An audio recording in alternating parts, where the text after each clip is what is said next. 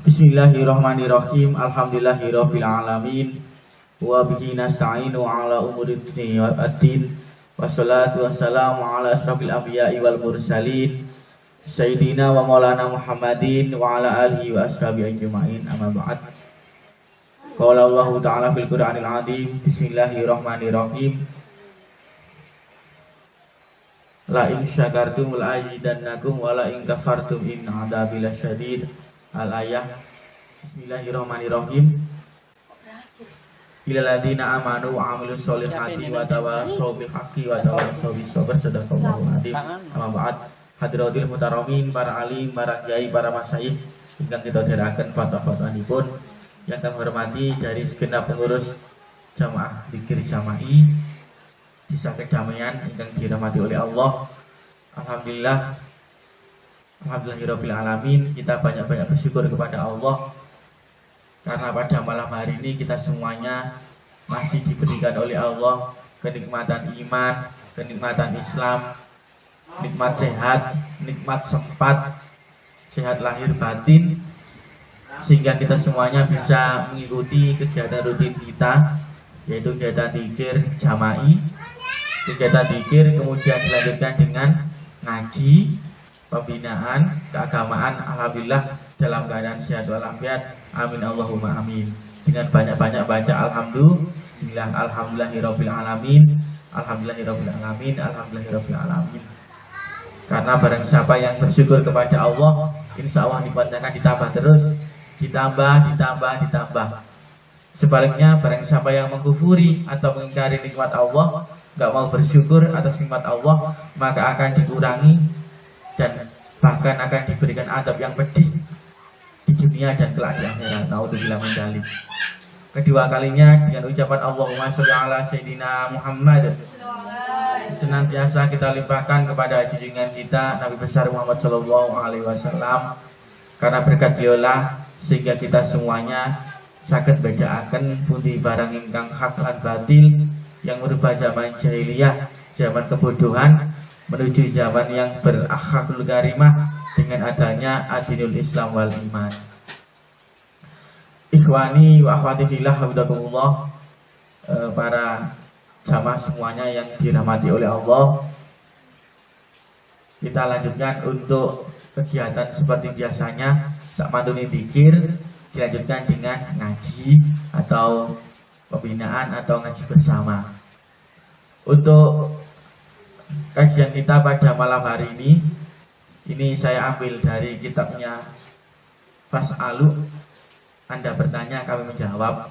Maksudnya kitab ini, bukunya ini adalah karangan beliau dari Al-Mukarram Romo Kiai Haji Muhammad Ihya Ulumuddin atau Abina Ihya Ulumuddin, pengasuh pondok pesantren Nurul Haramain Pijon. Ini buku ini saya dapatkan insya Allah ketika dari acara apa niku Multaqo, insya Allah, seingat saya bagian di Pijon. Ikhwani wa akhwati fillah, hafizakumullah. Ini temanya. Ada pertanyaan seperti ini. Jadi bukunya ini berisi pertanyaan kemudian dijawab. Jawabannya itu ya ada dasar hukumnya, ada dalil-dalilnya baik Al-Qur'an dan Al-Hadis. Jadi masyarakat timur mayoritas beragama Katolik dan gemar minum minuman keras, bir, arak dan sebagainya gitu. Bila mengadakan hajatan, pesta apa saja, tidak ketinggalan suguhan minuman keras pasti ada. Bagaimana hukumnya seorang muslim atau muslimah hadir bila diundang pada hajatan atau dalam pesta tersebut? Jadi bagaimana hukumnya jika seorang muslim dan muslimah hadir bila diundang pada hajatan atau pesta tersebut, dan bagaimana sikap yang diambil untuk menghindari hal tersebut? Ini yang bertanya dari timur. Nah, jadi beliau menjawab. Jadi beliau Abina Ihya Ulumuddin, pada dasarnya umat Islam itu diperintahkan untuk bersikap supel dan luwes nggih. Apa supel niku? Luwes niku ya mboten kaku wis napa nggih istilahnya tidak terlalu dagik-dagik lah. Nah, dalam pergaulan di masyarakat. Jadi kita ini hidup selain hidup di bermasyarakat nih, karena kita ini makhluk sosial, tidak bisa kita itu istilahnya apa niku urip dhewe mesti membutuhkan yang lainnya. Kadang ngono owane saiki kenten HP. Dididik WA. Wong jange nang ndi tuku disay WA itu. Pak terus di sana. Enak kafe nang. Jadi seperti itu. Jadi kita ini tidak bisa hidup sendiri, melainkan kita juga membutuhkan orang lain, karena kita ini termasuk kategori makhluk sosial yang membutuhkan orang lain gitu. Jadi intinya kita juga membutuhkan bantuan orang lain. Sama kalau kita misalnya butuh bantuan kepada si fulan, otomatis nanti si fulan memerlukan bantuan, juga membutuhkan bantuan kita. Nah, jadi sama saling membantu. Sing gak enak iku mari dibantu, maro lali, ben karo WA diblokir. Padahal koncone dhewe. Jadi jangan seperti itu. Kita saling membantu, saling menolong, ya, karena kita ini hidup bermasyarakat. Bermasyarakat juga sama. Makanya saya ingat masih kata-kata pembina remaja Musyola dulu. Masih sampai pinter apa ya, pinter. Tapi sampai gak omah, gak tau metu, gak tau kegiatan sosial. Nanti apa itu istilahnya, kemampuan sampean, pengetahuan sampean, wawasan sampean gak akan berkembang. Jadi aneh, orang apa jadi niku? Gaptek terus arek sing gak tahu metu. Nah, jadi seperti itu. Jadi lebih baik gaptek pinter tapi gelem bersosial. Kumpul karo koncone, kegiatan sosial, kegiatan remaja musyola, remaja masjid, kegiatan yang lainnya, Karang Taruna. Jadi seperti itu. Jadi ojo nang omah. Sok jaim. Maksudnya iku sok kayu nek wedok. Selanang sok kegantengan. Dan omahe eman metu, nggo bari kulit hitam, kulit ireng. Nah, jadi seperti itu. Jadi kita ini hidup sosial bermasyarakat ya. Jadi mumpung sampean masih remaja, masih muda, kita gunakan waktu luang kan sampean kan masih banyak. Kita gunakan untuk bermanfaat di masyarakat. Jadi ada hadis mengatakan khairun nas anfa'uhum linnas. Itu yang sering saya gunakan pedoman. Khairun nas anfa'uhum linnas. Seapi-api menungso, seapi-api wong iku iso manfaati, iso ana kanggone kanggo wong liya, masyarakat liya, manungsa liya. Itu sampai pegang dengan beneran. Jadi masih gak iso pinter, gak iso kompeten iso omong, masih organisasi bagian konsumsi ya, perlengkapan, bagian jadi keamanan nih, pancet hari gue, gak apa-apa. Yang penting itu bisa bermanfaat untuk organisasi, bisa bermanfaat untuk kelompok, bisa bermanfaat untuk orang lain. Daripada sampai nang omah gak ada wawasan, gak ada pengetahuan. Tapi alhamdulillah rupane jenengan kabeh niki aktif di remaja musyola, remaja masjid, dan juga di kegiatan umum IPNU, IPNU, Karang Taruna dan sebagainya. Jadi berlaku luaslah kamu kepada mereka selama kamu berada di tempat mereka, dan legakanlah mereka selama kamu berada di bumi mereka. Begitu ungkapan dalam sebuah hikmah. Jadi sikap supel dalus yang disebut dengan mudarah bahkan merupakan bentuk sodako. Nabi Muhammad SAW bersabda, mudaratun nas sodako. Jadi mudaratun nas itu mudaratun nas sodako. Jadi bersikap luas atau mudaroh itu kepada manusia itu sodako. Nah, jadi ini memberikan pelajaran kepada kita untuk bersikap luas. Kalau apapun teman, misalnya organisasi, kalau dialis, gak ngene, aku gak melok, gak ngene aku gak butuh ngurusi. Nah itu namanya egois dan terlalu idealis. Atau gini, kadang ikut takon, usul, tapi kadang nyebut gawe, dikongkon rono gak gelem, dikongkon gak gelem, pengen dadi ngarep, itu juga tidak boleh seperti itu. Ya, jadi itu pernah saya alami ketika di remaja masjid. Saya itu memang bagian sekretaris, tapi kadang ono apa ya tak terus dhewe, mungkin putra undangan dan sebagainya. Ya niku wae ya sambil ngalahi, ya kadang itu sing dikongkon gak kober boleh kula sing ngalahi gak ngoten nggih, boleh saged melampah. Jadi yang terpenting itu jangan kaku. Jangan terlalu iku. Iku gak bagianku, gak kudu ngurusi. Wah, itu tidak boleh. Jadi ya istilahnya itu bukan saling kerjasama, saling kolaborasi.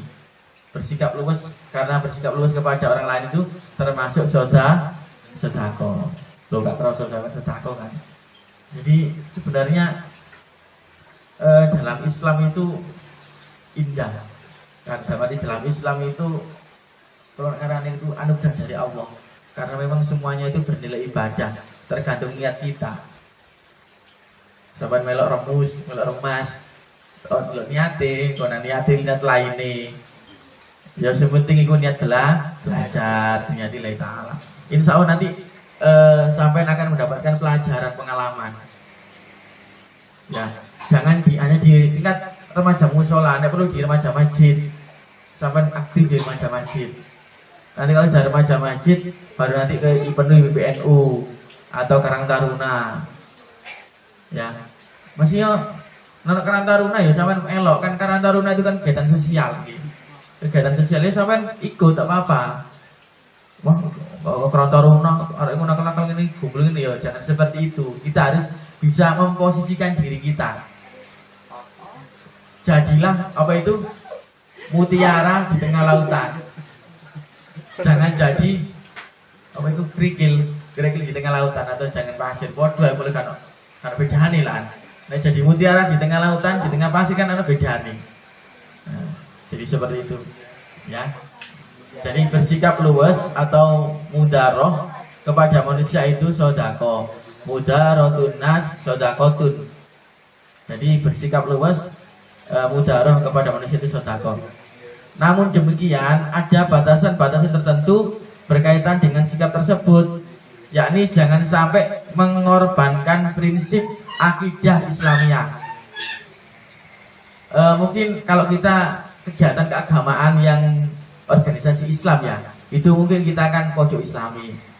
Nah nanti ketika kita di sekolahan, misalnya kegiatan OSIS dan sebagainya, itu pasti ada teman kita yang non Muslim, ya, yang non Muslim.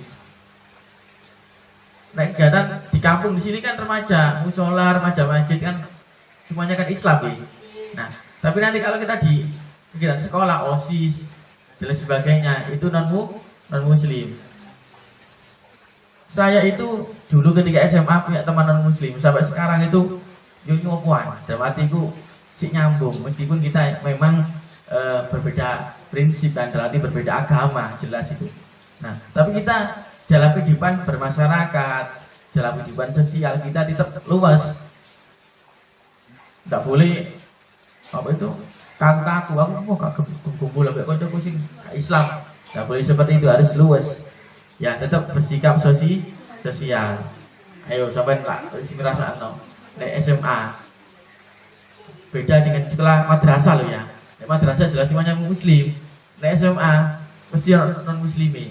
Dulu itu di kelas saya itu ada Kristen, ada Hindu, malah sing digojlok ya ada segitu. Memang kan ada kan humoris seperti itu.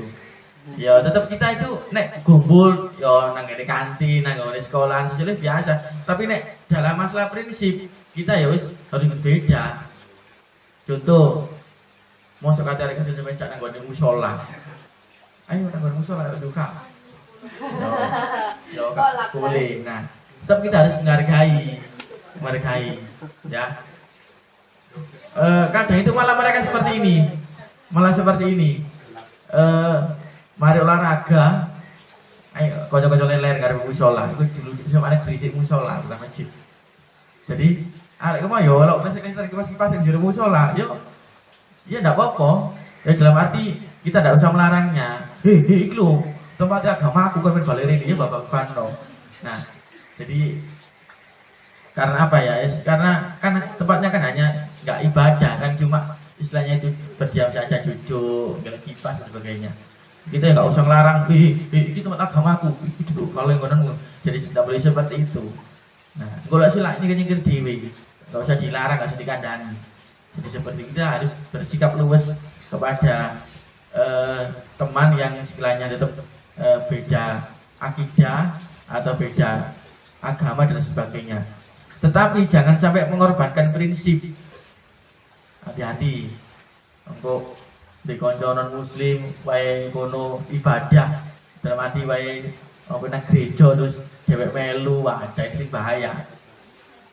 Nggih, ini sing berbahaya. Jadi tidak boleh seperti itu, nggih. Jadi artinya apabila prinsip dikorbankan semata-mata demi kesupelan atau keluasan bergaul, maka hal ini termasuk sesuatu yang semestinya dihindari dan tidak boleh.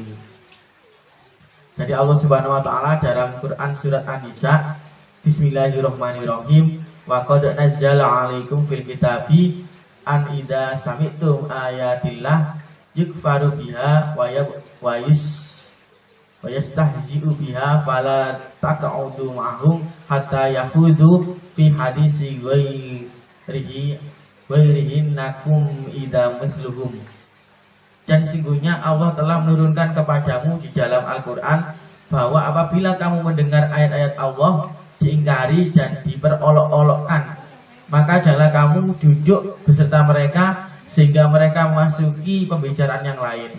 Karena sesungguhnya kalau kamu berbuat demikian, tentulah kamu serupa dengan mereka. Ya, jadi nek ada teman kita sing ngolok-ngolok agama kita dan sebagainya, kita tidak boleh mendukungnya. Kalau melu-melu, ya diomongin sing enak, sing kena-kena. Yang penting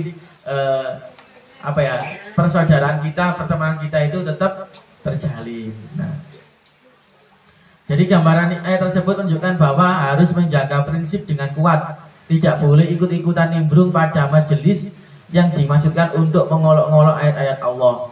Di balik itu sebenarnya sikap super luwes yang mengorbankan prinsip atau yang disebut dengan mudhahanah bisa dipropagandakan atau diusahakan oleh orang-orang kafir untuk melemahkan keyakinan umat Islam.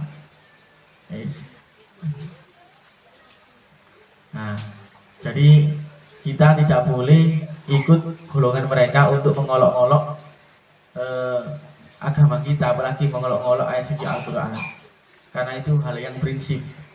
Makanya kadang itu ada orang sing melecehkan Al-Quran atau melecehkan Islam, ngolok-ngolok Islam, itu kadang gak terima no. Apalagi sekarang itu di media sosial dididik viral. Mau sadal cepet ya tulisan ngomongnya viral. Nah, apalagi jadi tulisan ini diinjak dan sebagainya. Nah, jadi kita harus berhati-hati dalam bermedia sosial. Jangan sampai kita itu menyebarkan. Kadang saya itu nonton sing-ngono gak tau tak sebaro. Wis tak dilotok meneh. Kuatir disebarkan, nanti kita itu kuatirnya gak bener terus kita menyebarkan tidak kebenaran. Nanti akhirnya kita menyebarkan hoax. Maksudnya itu kita bodoh wis sing penting menang mana diam, wis gak usah disebarno. Tapi itu memang kebaikan, informasi yang bagus, sebuah hikayat atau lain-lainnya yang begitu bagus, dibagikan tidak apa-apa. Atau kata-kata mutiara, nah gak apa dibagikan. Nah, tapi nek sing kok waku-waku niku wis gak usah dibagikan. Yang belum tentu kebenarannya nggih. Dalam surat Al-Qalam ayat 9, "Waddu law tudhuna fayudhanun." Maka mereka menginginkan supaya kamu bersikap lunak, mudahanah, lalu mereka bersikap lunak pula kepadamu. Jadi kadang itu khawatirnya nanti mereka bersikap lunak, ngejak sampeyan ini khawatir sama katut. Saya pernah ikut TMMD nanggoni Wujon, ada materi nggak salah itu kristenisasi itu, masa-masa seperti itu. Jadi itu materi yang favorit. Jadi bakasan itu seperti itu, masalah kristenisasi. Jadi orang non muslim itu selain ngajak-ngajak orang Islam, mungkin orang Islam sih nggak mampu itu dikasih sembako, dikasih apa, akhirnya nanti akidahnya itu dipertaruhkan, akhirnya keluar Islam ikut golongan mereka. Itu memang ada kegiatan seperti itu, kristenisasi. Itu di daerah Malang itu banyak, terutama daerah Batu. Jadi Nina Pujon dulu itu ustadznya memberikan materi seperti itu, ayo ketepaan di Malang bisa. Jadi memang banyak sekali upaya kristenisasi. Jadi ada di video itu awalnya pendeta jadi orang Islam, terus Islam jadi pendeta. Jadi akhirnya debat itu ada, kemarin ditayangkan seperti itu, debatnya dengan mantan pendeta dengan mantan orang Islam yang bahas masalah kristenisasi di materi itu. Jadi jangan sampai kita itu mempertaruhkan keyakinan kita, agama kita, dengan apa ya istilahnya itu mungkin tergoda dan sebagainya, dengan apa itu tergiur dengan harta dan sebagainya, kita sampai mempertaruhkan agama kita, meninggalkan agama Islam, agama yang diridhoi oleh Allah Subhanahu wa taala. Jadi intinya tadi kan undangan maksiat ya. Tadi kan apa? Nang undangan kono acara maksiat. Ya wis intinya lebih baik datang. Maksudnya itu kita diundangkan awalnya kan mungkin undang pesta biasa gitu. Kalau nek kono ini dan sebagainya. Ya kita kan nggak tahu. Ya tetap datang. Terus tahu di situ ada acara miras-miras dan sebagainya. Ya wis sama segera pamit. Pamit dalam arti mohon maaf Pak, saya ada acara lain. Yang penting kita menghargai orang itu, menunjukkan kita menghargai orang itu, kita datang ya, ke acara pesta atau hajatan orang itu.